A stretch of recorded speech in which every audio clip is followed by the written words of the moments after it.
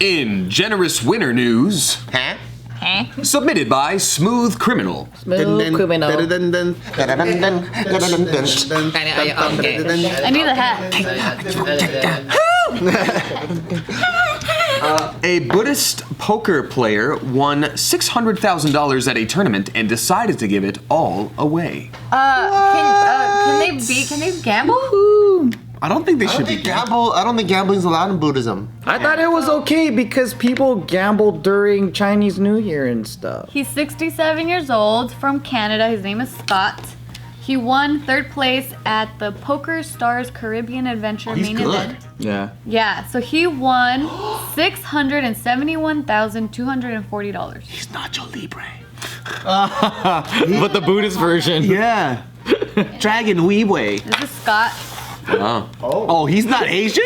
No. Dad, there are white Buddhists. I know, but But when you think Buddhist, though, I think like straight from China, a monk. I thought he was gonna be in the orange robe. Yeah. With the bowl out asking for some I was rice. thinking like a Shaolin Kung Fu master, like playing poker. With like the crustiest feet you've ever seen. I know.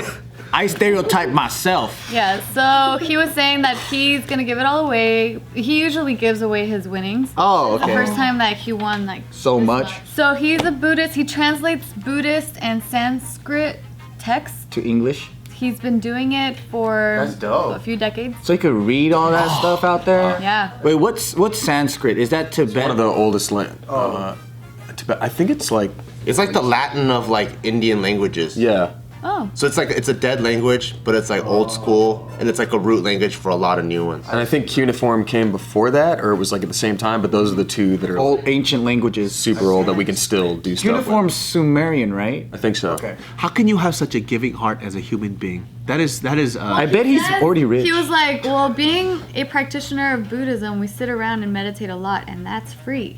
So he just...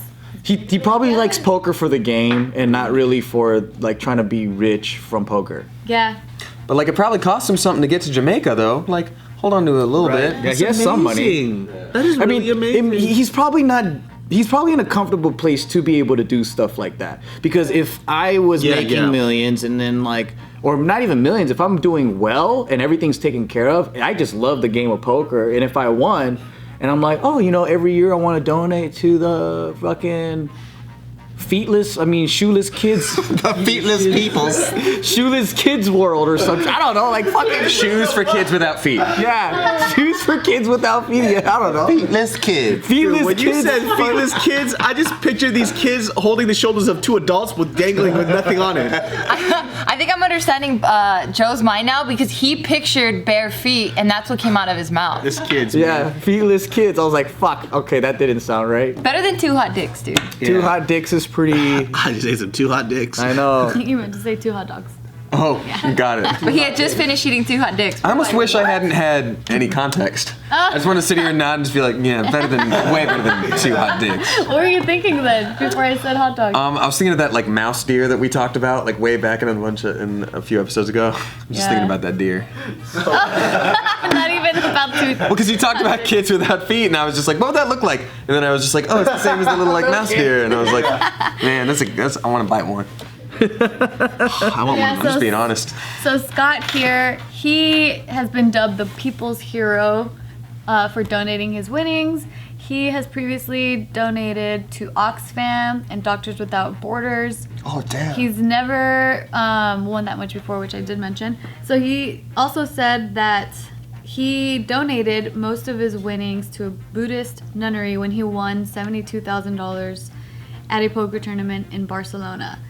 And he just says like he doesn't intentionally travel to these tournaments. Like he'll only travel if he qualifies like online. Like he does mainly online gambling. Oh, that's dope. So that means he's really good because he's winning these satellite tournaments and he's getting to the finals by skill. I wish I could gamble really well, but that requires somebody to be very patient and very smart. 2 things I don't have. So that makes it difficult for me. And you have to be like ballsy. Cause you gotta. That's also something I don't have. I'm a pussy. True. Yeah, I mean, poker I think is a. What you mean, true, a little bitch? bit different from. What do you mean? What do I mean? You know what I mean? What do you mean? What do you mean? What do you mean? What do you mean? Yeah, I think poker's different from gambling too. You think there's more skill involved? It's like half mafia. Yeah. You could see how people's betting pattern is. You're like, okay, this guy doesn't have it. Like you can see just based off their movement, the way they're like fidgety, if they're nervous. A lot of like human psychology. Yeah, and then the better that you get, like the more they can read. Like you're like so transparent. To It's like politics. What if I'm high? And you can set up traps and things too. It's like you can appear as if you're a weak player, so people become overconfident, and then you trap them when you actually have good cards. Interesting. Or like there's all sorts of high level gameplay that you could do, but there's also that variable of it is still gambling and it's still random. You don't know what you're gonna get, right? There's probability, but it's still not. So scary. Yeah. Sure. So that's the fun part. Can you count cards with poker? No. Doesn't matter. Is that for like black? You can figure out probability based off of how many cards are out, and then like you could do quick maths. But Quick muffs. yeah, But it's hard though. It's hard though. you can do it, but it's not as similar as counting cards, really. Yeah, that's why like people that don't understand poker, they think a lot of it's gambling and luck. But yeah, there's the random part involved. But that's why you always see the same people at the final table. Sure. Because it's so skill based. But the random part of it makes it where like there's a chance a newbie can beat one of the champs. But if they play 100 games, the champ is probably going to win 98, 97 of the games. And then there's a couple times where the other person just gets lucky and has like the craziest cards on the I planet. wonder how bad that feels for a professional poker player to play, like to get on a table and some idiot just comes on and just somehow wins the whole thing. You know who might be that person? Who? Josh.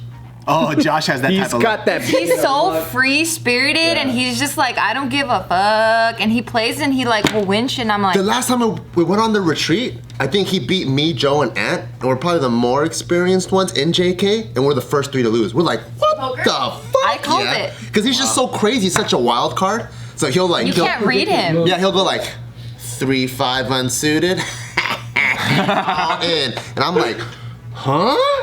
Like it's just so crazy. You're like, And he gets lucky. Like Yeah. I've watched a couple of JK party episodes, and I look at how he plays, and I'm like, he doesn't even know where he's at right now. So recently we did a JK party, and we were playing this game called Password, where you have to say one word to describe the one word that you have between 2 people, and then for your team.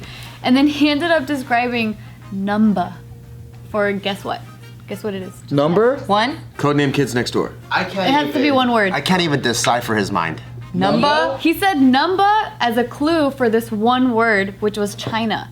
I was like, what? What? What? Yeah, I was like, Josh, you're so funny. It was. I want to see this fool get interrogated by a fucking CIA agent and watch that guy give up. I want to see that shit. What did you see? What is C? Yeah, say like, what's going on? Are we playing Mafia right now? That dude's all fucking sweaty, his tie's all undone. He's like, I fucking quit. I can't break them. I know. I don't know what level training this is, but I've never seen it.